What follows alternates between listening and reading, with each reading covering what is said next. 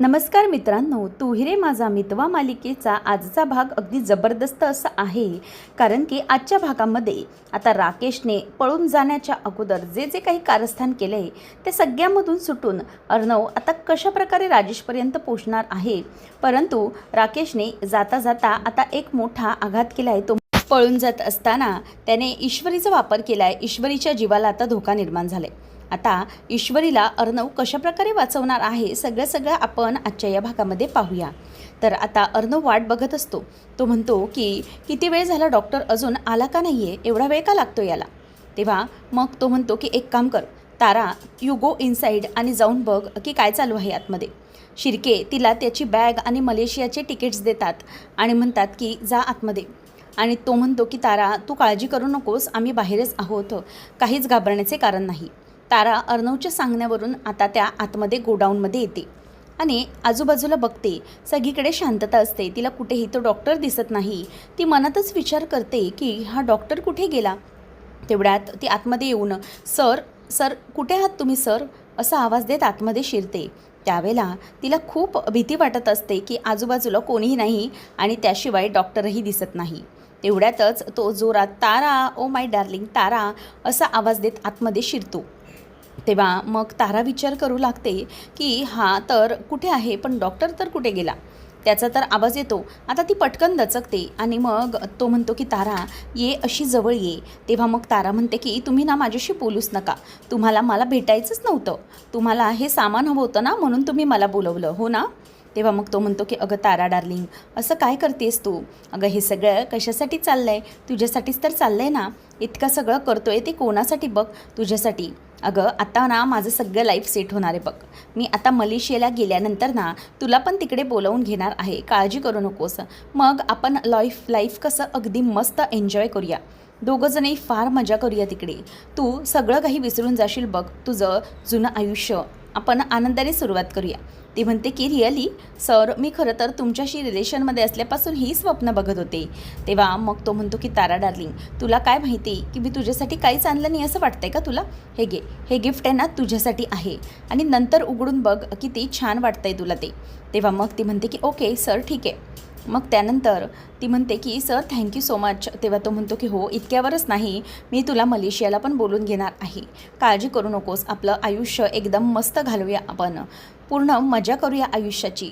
असं म्हणून आता ती त्याच्याकडे आनंदाने बघत असते, पण मनामध्ये मात्र भीती असते. त्या राकेशचा काहीच भरोसा नसतो, तो काहीही करू शकत असतो. त्यावेळेला तारा म्हणते की थँक्यू सो मच सर. आता तुम्ही जाणार आहात ना, तेव्हा मी तुम्हाला खरंच खूप मिस करेन.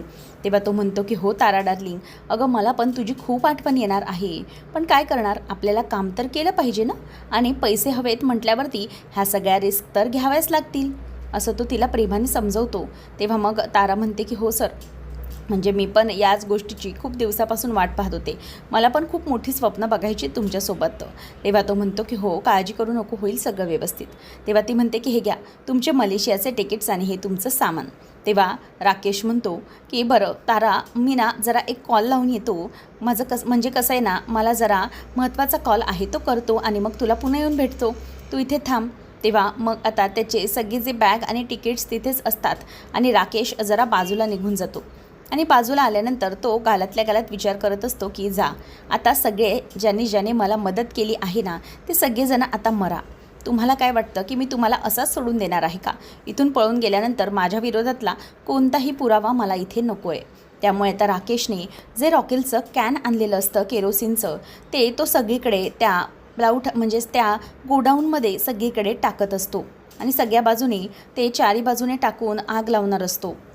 आणि म्हणतो की सगळे मूर्ख आहेत, सगळे ज्याने मला मदत केली, आता त्यांना समजेल की हा राकेश काय करू शकतो ते. आता सगळ्या गोष्टी माझ्या बाजूने होणार आहे, माझ्या पद्धतीने होणार आहे सगळं, त्यामुळे मला आता दुसरं काहीही नको. ह्या सगळ्या गोष्टींना मी कशा हँडल करतो ना, तेच आता बघा. मग तारा डार्लिंग, ते दोन माणसं, त्याचप्रमाणे हा डॉक्टरकडे, तर डॉक्टरला जर मी मारलं तर मग कायमचे माझे जे काही इतके घबाड केलेले होते मी आत्तापर्यंत, म्हणजे मुलींच्या बाबतीतल्या ज्या गोष्टी घडल्या होत्या त्या या डॉक्टरबरोबरच सगळे पुरावे नष्ट होऊन जाणार आहेत. कोणाला काहीच माहिती नाही आहे मी काय करणार आहे ते. चला सगळे पुरावे नष्ट, या 4 माणसासोबत मी जे काही केलं आहे ते सगळं नष्ट होऊन जाणार, या आगीबरोबरच जळून खाक होणार ते, असं म्हणून आता राकेश तिथे आग लावून टाकतो आणि सगळी आग आता तिथे आजूबाजूला पसरत असते आणि तोही तिथून दरवाजाच्या बाहेर पडतो त्याचं सामान घेऊन आणि मग त्या गोडाऊनला मागच्या दिशेने दरवाजा असतो तिथे दरवाजा बंद करून घेतो आणि मग दरवाजा कडी लावून दरवाजा ठोकावतो, परंतु तो दरवाजा पूर्णपणे बंद झालेला असतो. आता तो त्या सगळ्यांना बघतो आणि हसत असतो. चला, शेवटचं गुड बाय तुम्हाला. आता फायनली तारा डार्लिंग आणि राकेश मी दोघंजणही निघालो. आणि आणखी महत्त्वाची गोष्ट म्हणजे डॉक्टर, तुला माहिती नाही आहे जाता जाता मी तुझी किती महत्त्वाची सोय केली ती. अरे तुला जाता जाता एक सुंदर तारा डार्लिंग ठेवली आहे ना, मग तिच्याबरोबरच तू मस्त शेवटचा प्रवास कर बघ, याच्यामध्ये पण एन्जॉयमेंट ठेवली मी तुझ्यासाठी, असं म्हणून आता त्याने 4 बाजूने त्या लाईट हाऊसला, त्या सगळ्या गोडाऊनला आग लावून टावलेली असते आणि तो तिथून आता गपचूप निघून चाललेला असतो. राकेश आता बाजूने तिथून निघून जातो. अर्णव दुसऱ्या दिशेने ताराची आणि त्या डॉक्टरची वाट बघत असतो की अजून हे लोक आले नाहीत. तर अर्णव म्हणतो की नाही, नक्कीच काहीतरी गडबड आहे, आतमध्ये हे लोक अडकलेत, काहीतरी झालं नक्की असेल. त्या राकेशवरती अजिबात भरवसा नाही आहे. बराच वेळ झाला ताराही जाऊन. आता एक काम करूया राकेश, आता राकेश काय करतोय ते बघितलं पाहिजे. चल आकाश, आपण दोघंजणही जाऊया आणि शिर्के, आम्ही दोघंही जातो आतमध्ये, तुम्ही प्लीज इथे थांबा आणि काही झालं तरीही आम्ही तुम्हाला काही अपडेट करतो. इथे काही जर बाहेर कळलं तर तुम्ही आम्हाला सांगा आणि जर काही वाटलं तर आम्ही तुम्हाला कॉल करतो, एमर्जन्सी असेल तर बी अलर्ट, असं म्हणून अर्णव आता आतमध्ये येत असतो. त्यावेळेला आता आतमध्ये आल्यानंतर त्याच्या लक्षात येतं की त्या राकेशने सगळ्या बाजूने त्या गोडाऊनला आग लावून टाकलेली असते. आता अर्णव म्हणतो की ओ माय गॉड, बघितलं अर्णव, आकाश याने काय केलं ते. त्यावेळेला मग आकाश आणि अर्णव दोघंही धावत धावत आतमध्ये येतात. ताराला पण त्याने बांधून ठेवलेलं असतं जेणेकरून ती पळून जाऊ नये आणि डॉक्टरला पण बांधून ठेवलेलं असतं एका कोपऱ्यामध्ये. तेव्हा तारा प्लीज वाचवा, प्लीज वाचवा असं म्हणून ओरडत असते. तेव्हा अर्णव येतो, don't worry, I am here, नका काळजी करू, असं म्हणून तो आता तिचा तो जो काही रशी वगैरे सगळी बांधलेली असते ती सोडवून टाकतो. नंतर मागे असतो डॉक्टर. आता डॉक्टरही असा मुक्याने आवाज करायला लागतो. त्याच्या तोंडात बोळा कोंबलेला असतो म्हणून त्याचा आवाज बाहेर येत नसतो. तेव्हा मग अर्णव आता बाजूला बघतो की कोणाचा आवाज येतो आणखी. तेव्हा तो डॉक्टर पण तिथेच लपवून ठेवलेला असतो आणि मग अर्णव त्या डॉक्टरकडे येतो आणि म्हणतो की 1 मिनिट डॉक्टर, हवं, असं म्हणून आता तो त्याचे सगळे जे काही त्याला बांधलेल्या रश्या वगैरे असतात ते सोडवून घेत असतो आणि अर्णव म्हणतो की डोंट वरी, आम्ही आहोत, नका काळजी करू. आता सगळ्यांनाही तो सोडवत असतो. तेवढ्यातच आता अर्णव आकाशला म्हणतो की या दोघांना घे आणि बाहेर जा, म्हणजे कसं त्यांना जरा बरं वाटेल. आता मग लगेचच ते दोघंजणही बाहेर जायला निघतात. म्हणजेच तारा आणि डॉक्टर यांना आकाश घेऊन जातो. आकाश आता पूर्णपणे डॉक्टरलाही सोडवतो. त्यानंतर तिथून आता ते बाहेर पडल्यानंतर अर्णव जाणारच असतो. तेवढ्यातच मागून एक आवाज येतो की अरे वाचवा, याला कुणीतरी वाचवा रे, वाचवा आम्हाला, असं म्हणून तो जोरजोरात ओरडत असतो. तेव्हा अर्णव म्हणतो की आता आणखी कोण आहे आतमध्ये. तेव्हा मग अर्णवला आवाज आल्यामुळे तो तिथे बाहेर येतो आणि आकाशला सांगतो की ते या दोघांना घेऊन बाहेर पड लवकर. तेव्हा आता जो माणूस असतो एक जरासा आगीने होरपळलेला असतो आणि अर्णव त्याला धरतो आणि दोघंजणही त्याला धरून आता बाहेर काढतात. जे कॅटरिंगवाले म्हणजेच ज्यांनी खोट्या ॲक्सिडेंटचे खोटे पुरावे दिलेले असतात, साक्षी दिलेली असते, त्या दोघांनाही अर्णव आता वाचवतो. सगळ्यांना चौघांनाही वाचवून अर्णवने बाहेर काढलेलं असतं. अर्णव त्यांना म्हणतो की बघितलं ना, तुमच्या आता लक्षात आलंच असेल की तुम्ही कोणत्या माणसाची साथ देत होते. तो राकेश कोणत्या प्रकारचा माणूस आहे बघितलं ना. तुम्ही त्याला मदत केली परंतु तो तुमच्याही जीवावर उठला, तुम्हालाही सोडलं नाही त्यांनी. तेव्हा मग सगळे म्हणतात की हो सर, चुकलं आमचं. तेव्हा तो कॅटरर्सवाला म्हणतो की अर्णव साहेब, खरंच आमची खूप मोठी चूक झाली, त्या माणसाची आम्ही साथ दिली, खरंच भांडगुळ आहे तो, आम्ही त्याची एवढी मदत करूनही त्याने आमच्यासोबत असा दगा केला. तेव्हा मग अर्णव म्हणतो की आता तरी तुम्ही शहाणे झाला आहेत. तेव्हा मग लगेचच डॉक्टर म्हणतो की हो अर्णव साहेब, हा माणूस आमच्याबरोबर असा वागेल ना असं कधीच वाटलं नव्हतं आम्हाला. म्हणजे आमचीच मदत घेऊन याने आमचेच हातपाय गळ्यात घातले होते आणि आम्हाला मारायला निघाला होता. तेव्हा अर्णव म्हणतो की तो सगळे एव्हिडन्स पूर्णपणे नष्ट करत होता आणि म्हणूनच त्याने तुम्हाला जाळण्याचा निर्णय घेतला होता. पण आता नाही, आता अजिबात नाही. त्याने जी काही चूक केली आहे ती आता पुन्हा करायची नाही आहे, समजलं? तेव्हा सगळेजण म्हणतात की हो चालेल सर, आम्ही पुन्हा असं काहीही चुकीचं करणार नाही. नंतर अर्णव म्हणतो की आता मी सांगेल ते तुम्हाला करावं लागेल, तयार आहात तुम्ही? तेव्हा सगळेजण म्हणतात की हो सर, आम्ही तयार आहोत, तुम्ही जे म्हणाल ते करायला आम्ही तयार आहे, असे सगळेजण म्हणायला लागतात. तर मामा इथे राकेशच्याच रूममध्ये पुन्हा ते मोनॉक्साईडचे सिलेंडर असतात ते घेऊन येतो. तेव्हा मग ईश्वरी म्हणते की मामा अहो हे पुन्हा तुम्ही इथे कशाला आणले? तेव्हा मामा म्हणतो की नाही ईश्वरी तू नको काळजी करूस, अगं इथे मी खूप मोठं डोकं लावलेलं आहे. ते म्हणजे की या सिलेंडर्समध्ये ना मी दुसराच वायू भरलेला आहे, जे विषारी वायू आहेत ना ते यामधून खाली करून घेतले. त्यामुळे तुला काळजीचं काहीच कारण नाही आहे, यामध्ये काहीच नाही आहे. त्यामुळे आता तो राकेश काहीही करू दे, आपल्यापासून तो कधीही काहीही करू शकणार नाही. तेव्हा मग ईश्वरी म्हणते की बस बरं केलं मामा तुम्ही, आता ना किती काही झालं ना तरीही त्या राकेशला सोडायचं नाही. मामा म्हणतो की आता हे सिलेंडर ना मी इथे जागेवर नेऊन ठेवतो, त्याने हा वायू आपल्यापर्यंत पोचवेपर्यंत सगळं काही नष्ट झालेलं नसेल. त्याला वाटेल की तो सगळा मोठा गेम खेळतोय, परंतु आपण काय करतो हे त्याला अजिबात माहिती नसेल. ईश्वरी म्हणते की बरं झालं, आणि मामा ते तिथे ठेवून देतो आणि राकेशला आता कसं हरवायचं ना याचं सगळं त्यांचं प्लॅनिंग झालेलं असतं. त्यानंतर आता अंजलीचा वाढदिवस साजरा करण्यासाठी असतो. सगळेजण खूप छान तयार होणार असतात. तेवढ्यात ईश्वरी आता किचनमधूनच डायरेक्ट गणूबाप्पाजवळ येते आणि त्याच्याजवळ हात जोडून म्हणते की गणूबाप्पा, मला माहीत आहे की तू माझ्या सोबतीने आहेस. आत्तापर्यंत जे जे काही घडलं आमच्या आयुष्यात, हे राकेश नावाचं संकट आहे खूप मोठं, त्याच्या प्रत्येक गोष्टीमधून तू आम्हाला सगळ्यांना अगदी सही सलामत बाहेर काढलं.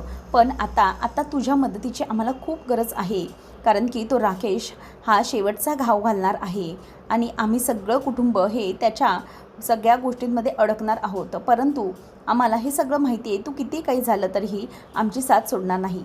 बाप्पा आज खूप मोठी परीक्षा आहे, त्या परीक्षेत आम्हाला यश दे, असं आता ईश्वरी हात जोडून मागते. त्याचबरोबर मागून अर्णव म्हणतो की गणूबाप्पा, ईश्वरीला आणखी एक गोष्ट दे, ते म्हणजे तिला सद्बुद्धी दे थोडी. तेव्हा ईश्वरी पटकन मागे वळून बघते हात जोडता जोडता की अर्णव मागे आलेला असतो. तेव्हा ईश्वरी म्हणते की काय काय बोललात तुम्ही, मला सद्बुद्धी? हो सर, तुम्ही मला असं बोलून दाखवताय. मी खरं तर या सगळ्या गोष्टी करते, खरं तर या सगळ्याचा राकेशचा डाऊट हा मलाच आला होता आणि आत्तापर्यंत मी कितीच काही गोष्टी केल्यात आणि तुम्ही आता मला बोलून दाखवताय, गणूबाप्पाला सांगताय की मला सद्बुद्धी दे म्हणून.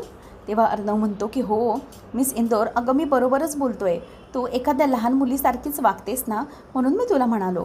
तेव्हा ईश्वरी म्हणते की काय, मी इतक्या सगळ्या मोठ्या मोठ्या गोष्टी केलेल्या आहेत तरी तुम्ही मला असंच सांगताय. तेव्हा अर्णव म्हणतो की थांब एक मिनिट इथे उभी राहा, म्हणजे तुला समजेल की मी तुला हे सगळं का बोलून दाखवलं. आता मग अर्णव ईश्वरीचा फोटो काढतो आणि मग म्हणतो की हे बघ मिस इंदोर, याच्यासाठी मी तुला म्हणतोय बाप्पाला की सद्बुद्धी द्यायला. तेव्हा ईश्वरी आता नाराज होऊनच ते फोटो बघते आणि म्हणते की काय आता याच्यात. तेव्हा तिला दिसतं की तिने ॲप्रॉन घालूनच आली असते. तेव्हा ईश्वरी डोक्याला हात मारते की अरेच्छा, माझ्या डोक्यावरती हे काय, म्हणजे माझ्या अंगावरती ॲप्रॉन तसंच राहिलं. त्याचं काय झालं ना पण की मी स्वयंपाक करता करता मला आठवण झाली गणूबाप्पाची आणि त्याला हात जोडण्याची, म्हणून मी इथे येऊन उभी राहिली. आणि त्याच्यामध्ये इतकं हे सगळं काय, म्हणजे एखादा माणूस विसरू शकतो ना काही करता करता, म्हणजे सगळं होऊ शकतं असं, त्यात काय इतकं. मी तोच विचार करत होते आणि त्यासाठी मी हात जोडून उभी होते, असं म्हणून आता ईश्वरी स्वतःचीच बाजू खरी करते. आणि अर्णव म्हणतो की ओके बाबा ठीक आहे. तेव्हा मग तो जात असतो. ईश्वरी म्हणते की थांबा, तुम्ही कुठे चालले आहात, गणूबाप्पासमोर आलेच आहात तर हात जोडा. तेव्हा अर्णव बाप्पासमोर हात जोडून म्हणतो की गणूबाप्पा, खरं तर मी अगोदर तुझ्यासमोर हात जोडायचो नाही, परंतु ईश्वरीने मला तुझ्यासमोर हात जोडायला शिकवलं, तुझ्याशी बोलायला शिकवलं. आणि आता मी एकच गोष्ट सांगेन की सगळ्या गोष्टी या खरंच खूप व्यवस्थित होऊ दे, जसं मिस इंदोरने सांगितलं.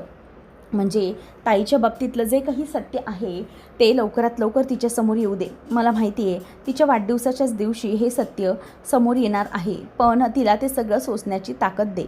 आणि आम्हाला आज खरी तुझी गरज आहे. खरंच आज आमच्यासोबत तू राहा. त्या राकेश नावाच्या माणसाला कायमचं आयुष्यातून काढून टाकायचे आहे, त्यामुळे आमच्यासोबत कायम राहा तू, असं म्हणून आता ते दोघंजणही देवाला हात जोडतात. त्यानंतर मग आता इथे अंजलीचा बर्थडे असतो सगळेजण जमलेले असतात आणि केक कटिंगच्या वेळेला जोरजोरात सगळेजण हॅपी बर्थडे टू यू असं बोलत असतात. आणि ते बोलत असताना सगळे आनंदाने त्याच्याकडे बघत असतात. तेव्हा आकाश हा तो बड्डे बॉम्ब जो असतो तो फोडतो आणि त्यामुळे जोरजोरात सगळेजण टाळ्या वाजवायला लागतात. आता अंजलीचा जो आनंद असतो तो गगनात मावेनासा झालेला असतो. आणि त्यानंतर बाजूला राकेशही असतो. मुद्दामच तो कोणाला काही जाणवू देत नाही की तो काही करणार आहे वगैरे. नंतर मग ती केक कटिंग केल्यानंतर पहिले राकेशला भरवते, नंतर अर्णव, ईश्वरी सगळ्यांना तो केक भरवते. आणि मग त्याच वेळेला तिला केक भरवून झाल्यानंतर सगळे म्हणतात की चला आपण नंतर बघूया काय ते, आता आपण छानपैकी ताईबरोबर एन्जॉय करूया. तेव्हा मग मामा म्हणतो की मी काय म्हणतोय, आपण सगळ्याजणांनी आता केक तर खाल्लाय ना, आता आली वेळ ते म्हणजे अंजलीला गिफ्ट देण्याची. तेव्हा अंजली मामीला केक राहिलेला असतो तो द्यायला जाते. त्याच वेळेला आता मग आकाश पुढे येतो आणि म्हणतो की चलो इट्स सेल्फी टाईम असं म्हणून तो सगळ्यांची आता सेल्फी काढत असतो. मग त्याचबरोबर मामा म्हणतो की मी काय म्हणतोय, आता आपल्याला अंजलीला गिफ्ट द्यायचेत ना, मग अंजलीला आपण सोफ्यावरती बसून त्यांना तिला गिफ्ट देऊया असं म्हटल्यावरती इथे आता सगळेजणं त्याच्याकडे आनंदाने बघायला लागतात. आणि मग राकेश तिथून हळूच बाजूला जातो आणि म्हणतो की एक मिनटं थांबा अंजली मॅडम, मला तुम्हाला गिफ्ट द्यायचं आहे, ते गिफ्ट मी घेऊन आलो असं म्हणून तो बाजूला तिथून निघून जातो. अंजली तर खूप खुश होते की माझ्या नवऱ्याने मला गिफ्ट आणले आहे. परंतु अर्णव, ईश्वरी दोघंही एकमेकांजवळ बघतात, कारण त्यांना माहीत असतं की नेमकं राकेशचं गिफ्ट काय आहे ते. आणि ते दोघं एकमेकांकडे बघून इशारा करतात की याचं प्लॅनिंग याने आता सुरू केलं. तेव्हा मग सगळेजण अंजलीला सोफ्यावरती बसवतात आणि तिला गिफ्ट द्यायला लागतात. मग सुरुवातीला मामी गिफ्ट देते आणि म्हणते की हे घे तुझं गिफ्ट. तर इथे आजीने सोन्याचं छान असं सुंदर नेकलेस अंजलीला दिलेलं असतं, ते घेऊन ती बघते आणि खूप खुश होते. नंतर मग आता आकाश आणि नम्रता दोघंजणही तिला गिफ्ट देतात आणि त्यावेळेला ती म्हणते की thank you so much both of you. आणि मग त्यांचं गिफ्ट झाल्यानंतर आकाश म्हणतो की हे बघ दी, एक गोष्ट तुला सांगतोय, तू अजिबात डोळ्यामधून पाणी काढायचं नाहीस हां, समजलं ना. असं म्हटल्यावर अंजली हो रे असं त्याला बोलते. आणि नंतर अर्णव गिफ्ट देतो. तो म्हणतो की हे गे दी, तुझ्यासाठी आमच्या दोघांकडूनही गिफ्ट आहे. तेव्हा मग वल्लरी म्हणते की वा अंजली मॅडम, तुम्हाला आज खूप छान छान असे गिफ्ट्स मिळाले आहेत. तेव्हा मग लगेचच हे झाल्यानंतर मामा म्हणतो की हो बघ अंजली, तुला अगदी मस्त मस्त गिफ्ट मिळालेत, मग आता काय उघड लवकरच आणि दाखव आम्हा सगळ्यांना की काय छान गिफ्ट मिळालेत तुला ते. तेव्हा मामी ओरडते आणि म्हणते की काय हो तुमचं हे सगळं, अजिबात नको. अंजली अगं तुला सवड मिळाली ना की त्यानंतरच तू सगळे गिफ्ट बघ. त्याच वेळेला आता इथे अर्णव म्हणतो की पुढे काय करायचं आता. तेव्हा आकाश म्हणतो की आता ना सगळ्यांनी आपण मस्तपैकी डान्स करायचा आहे, सगळेजण डान्स करणार आहे. तेव्हा मग लगेचच पुढे आकाश म्हणतो मी आणि नम्रता. त्याचबरोबर तो म्हणतो की अर्णव दादा तू पण डान्स करायचा आहे ईश्वरी वहिनीसोबत. आता सगळे हसायला लागतात. मामा लगेच बोलतो की हो हो मी पण माझ्या वल्लरीसोबत डान्स करणार हो. तेव्हा ती म्हणते की काय तुमचं काहीतरीच आपलं, तुमचं तुम्ही डान्स करा, माझा मी वेगळा करेन काहीतरी डान्स. तेव्हा मग लगेचच त्याने असं बोलल्यावर त्याचा चेहरा पडतो मामाचा. आजी म्हणते की अरे असं काय करतेस ग तू वल्लरी, त्याचा विरस करू नकोस, किती आनंदी आहे बघ, करा ना दोघंजणं, इतकं म्हणतायत तर डान्स. तेव्हा मग ती म्हणते की ओके ओके ठीक आहे करेन मी यांच्यासोबत डान्स. नंतर मग अर्णव म्हणतो की हो हो आजी, मग तू पण ना आमचा विरस करू नको, तू पण आमच्यासोबत डान्स कर मस्तपैकी कसं. तेव्हा लगेच आजी खुश होते आणि म्हणते की हो हो बाबा तुम्ही तुमचं काही ते नाचा. मग नंतर सगळेजण आता डान्स करायला तयार होत असतात. अंजलीला आकाश आणि अर्णव दोघंजणही घेतात. त्यावेळेला मग आता लगेच आकाश म्हणतो की येस आता मी म्युझिक चालू करतो, चला प्रत्येकाने डान्स करायला सुरुवात करायची आहे असं म्हणून आता सगळेजणं डान्सला सुरुवात करत असतात. आणि ओल्या चांजवेळी हे गाणं लावून आकाश आणि नम्रता, त्याचप्रमाणे अर्णव, ईश्वरी, मामा, वल्लरी सगळे एकमेकांसोबत छानपैकी डान्स करत थिरकत असतात. आता घरातलं जे वातावरण असतं ते एकदम सुंदर झालेलं असतं. सगळेजण आनंदाने एकमेकांसोबत डान्स करत असतात. अर्णव ईश्वरी ही तर जोडी अगदी सुपर डुपर हिटच असते आणि त्यामुळे त्यांच्या दोघांकडे सगळे आता बघतच राहिलेले असतात. त्याचबरोबर इथे नम्रता आणि आकाश हे दोघंजणही छानपैकी डान्स करत असतात, न्यूलीवेड कपल. मग त्यानंतर अर्णव जातो आणि ईश्वरी देखील अंजली ताईला घेऊन येते. मग अर्णव आणि ईश्वरी हे जरा बाजूला होतात. त्याचप्रमाणे अर्णव आणि अंजली ताई हे दोघंजणी एकमेकांसोबत डान्स करायला लागतात. आता हे सगळ्या वातावरणामुळे घरातलं वातावरण खूपच सुंदर झालेलं असतं. सगळे अगदी आनंदाने नाचत असतात. मामी पण मामाचा डान्स बघून अगदी हसायला लागलेली असते. तेवढ्यातच इथे आता ज्या घरातल्या खिडक्या असतात त्यामधून राकेशने त्याचं काम करायला सुरुवात केलेली असते. ते म्हणजे की जो विषारी वायूचा धूर असतो तो धूर आता घरामध्ये पूर्णपणे त्याने पसरवायला सुरुवात केलेली असते. आणि मग तो धूर आता सगळीकडे सर्वदूर पसरत असतो. तेव्हा सगळे आता खोकायला लागतात आणि त्या धुरामुळे सगळ्याजणांना आता भीती वाटायला लागते. सगळेजण आता त्या धुरामुळे डोळे बिळे बंद करून घेतात, नाक दाबतात. त्यांचा सगळ्यांची घुसमट व्हायला सुरुवात होते. आता ईश्वरी आणि अंजली सगळे एका बाजूने सगळीकडे पडायला लागतात. सगळ्यांना खूप त्रास होत असतो. त्याच वेळेला इथे आता नम्रता ही म्हणते की हे काय होते आकाश सर. सगळे घाबरलेले असतात. तेवढ्यातच आता एक करून सगळेजण चक्कर येऊन खाली पडण्याच्या मार्गावरतीच असतात. मग सगळेजण पडत असताना अर्णव म्हणतो की 1 मिनिट मिस इंदोर थांब, असं म्हणून सगळ्यांना आता ते थांबवण्याचा प्रयत्न करत असतात. त्याच वेळेला इथे आता अंजली आणि बाकीचे सगळे चक्कर येऊन पडतात. ईश्वरी सोफ्यावरती, अंजली खाली, आजी सोफ्यावरती, असं म्हणून आता सगळेजण हळूहळू तिथे खाली पडायला लागतात. सगळेजण पडल्यानंतर आता मामा, वल्लरी सगळे अगदी व्यवस्थितपणे प्लॅनिंग करून तिथे पडतात. सगळ्यांना चक्कर येऊ लागते. तेवढ्यातच आता सगळेजण व्यवस्थित डाऊन झालेत ना हे पाहण्यासाठी तिथे राकेश येतो. आणि राकेश आल्यानंतर तो बघतो तर सगळेजण तिथे कोसळलेले असतात. राकेश आता आतमध्ये येतो आणि आनंदाने त्या सगळ्यांकडे अगदी पाहत असतो.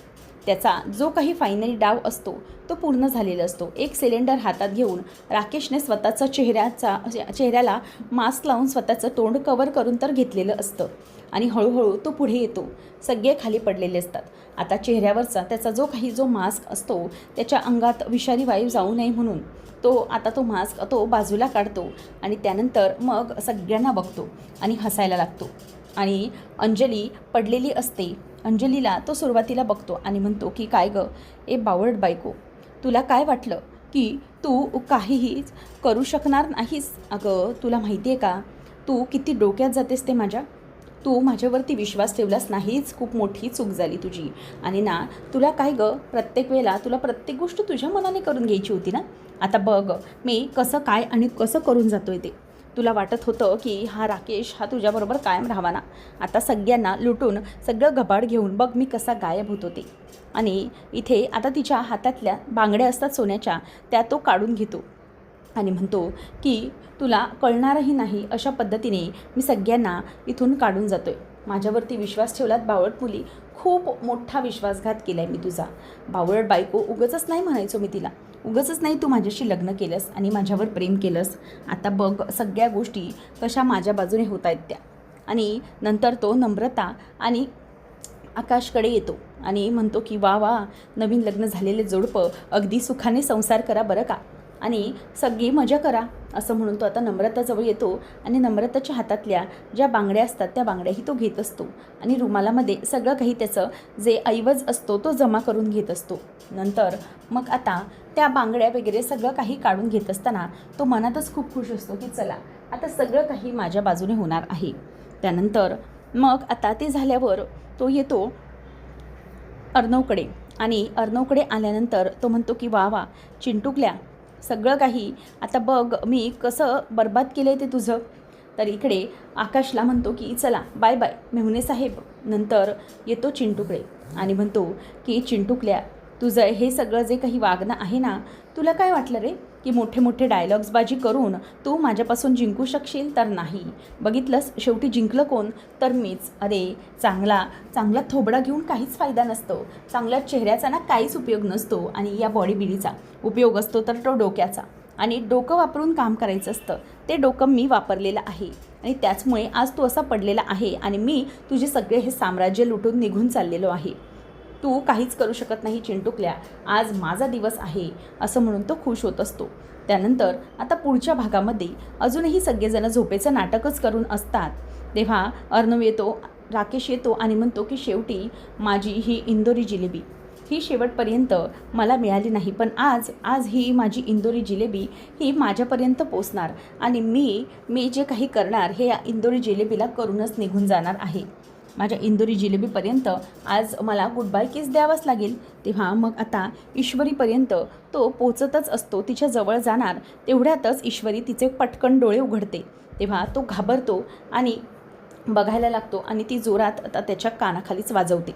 सगळेजण आता लगेचच उठायला एक एक सुरुवात करतात. त्याचबरोबर आता सगळ्याजणांनी राकेशला पकडलेलं असतं आणि अर्णव म्हणतो की इन्स्पेक्टर साहेब याला घेऊन जा, हा खूप मोठा फ्रॉड आहे, जा घेऊन याला, असं म्हणून आता सगळेजणं त्याला बघत असतात. त्याच वेळेला इन्स्पेक्टर घेऊन जात असताना तो पटकन पुढे जातो आणि ईश्वरीला घेतो आणि इन्स्पेक्टरची बंदूक घेऊन म्हणतो की सगळ्यांनी मागे व्हायचं, जर जास्त शहाणपणा करण्याचा प्रयत्न केला ना तर हिला इथल्या इथे उडवीन हा, असं म्हणून आता राकेश हा त्यांच्यासमोर बंदूक धरून उभा आहे. त्याच वेळेला मग आता इथे अर्णव हा म्हणतो की सोड माझ्या मिस इंदोरला, पण राकेश म्हणतो की जराही पोलिसांनी पुढे येण्याचे प्रयत्न केला ना तर हिला उडवून टाकीन मी, समजलं, असं म्हणून आता राकेश त्यांच्यावरती ओरडायला लागतो आणि ईश्वरीचा जीव आता धोक्यामध्ये आहे. नेमकं आता पुढे तो काय करणार आहे पाहणं रंजकतेचं ठरेल. अशाच अपडेटसाठी चॅनलला सबस्क्राईब करा. धन्यवाद.